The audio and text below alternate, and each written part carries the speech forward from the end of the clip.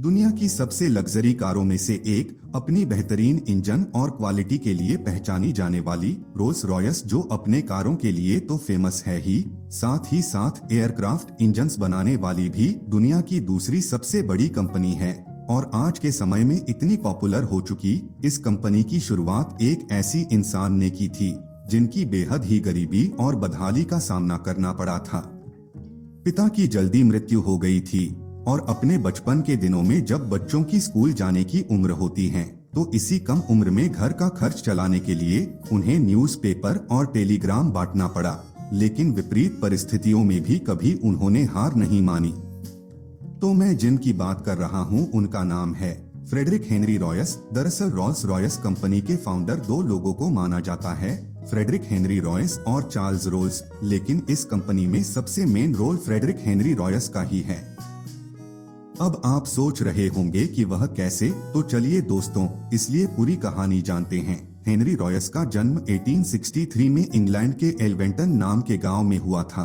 उनका परिवार एक किराए का आटे की चक्की चलाता था, लेकिन यह काम अच्छे से न चल पाने की वजह से लंदन आकर बस गए। लेकिन हेनरी जब 9 साल के थे तब उनके पिता की मृत्यु हो गई और इस तरह से अपना घर का खर्च चलाने के लिए उन्हें न्यूज़पेपर और टेलीग्राम बांटना जैसे बहुत सारा काम करना पड़ा।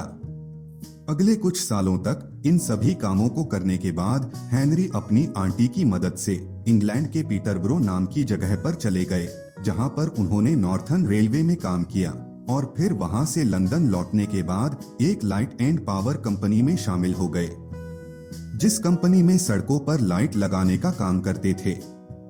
उस समय हेनरी ने अपनी कमाई के कुछ पैसे बचा लिए थे और फिर अपनी सेविंग और अपने दोस्त क्लेरामोन के साथ मिलकर उन्होंने 1884 में एक छोटी सी कंपनी खोली, जिसका नाम उन्होंने F.H. रॉयस एंड कंपनी रखा। यह कंपनी बिजली के छोटे छोटे पार्ट्स बनाने का काम करती थी और फिर अगले 10 सालों के बाद इसी कंपनी के जरिए उन्होंने डायनेमो और इलेक्ट्रॉनिक क्रेन्स बनाना शुरू कर दिए और 1899 में उन्होंने अपनी कंपनी को रजिस्टर्ड करवाया।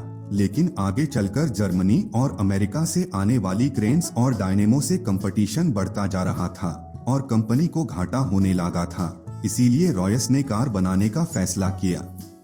उन्होंने मोटर कार को अच्छे से जाने के लिए 1901 में 2 कार खरीदे, इन कार की कमी अच्छे से पहचाना और फिर 1904 में अपनी खुद की 3 कार बनाए।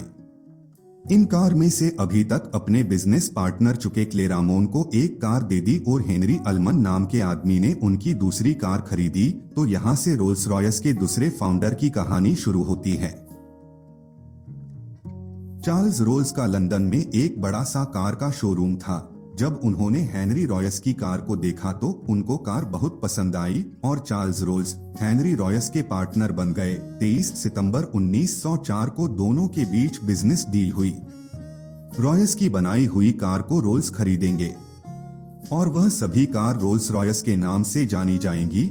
और फिर दिसंबर 1904 में रोल्स रॉयस की पहली car Rolls Royce stone HP launch हुई।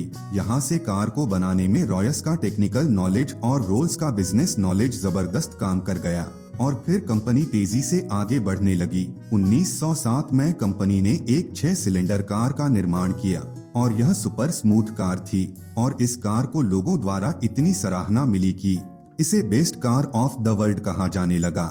हालांकि 1910 में रोज की हवाई दुर्घटना में मृत्यु हो गई और उस समय उनकी उम्र केवल 32 साल थी। 1914 में रोल्स रॉयस में ऑटोमोबाइल के अलावा हवाई जहाज के इंजन बनाने भी शुरू कर दिए और सबसे पहले उन्होंने ईगल इंजन का निर्माण किया।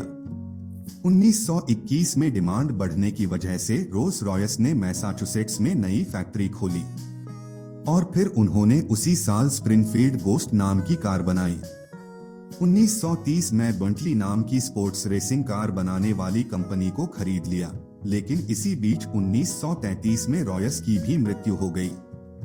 आगे चलकर 1938 में रोल्स रॉयस की कारों में डीजल इंजन लगाने की शुरुआत हुई और फिर वर्ष 1951 में कंपनी ने अपनी पहली लग्जरी कार डीजल से चलने वाले इंजन के साथ लॉन्च की। हालांकि 1964 आते आते रिसर्च एंड डेवलपमेंट के चलते एरो इंजन में कंपटीशन बढ़ता जा रहा था। इसीलिए रोल्स रॉयस ने करीब 80,000 लोगों को अपनी कंपनी में जगह दी और मैन पावर के हिसाब से उनकी कंपनी ब्रिटेन की 14वीं सबसे बड़ी कंपनी बन गई। लेकिन इसके बावजूद मंदी की वजह से ऑटोमोबाइल के काम में इसे नुकसान होता चला गया और फिर आखिरकार 1998 में रोल्स रॉयस को बेचने का फैसला किया, जिसकी बोली लगाते हुए BMW और वॉल्क्सवैगन ने खरीदा और 2011 के बाद से यह कंपनी रोल्स रॉयस PLC के तौर पर काम करती है। अगर एस्पायर ऑल का यह एपिसोड आपको पसंद आया हो तो चैनल को सब्सक्राइब जरूर करें।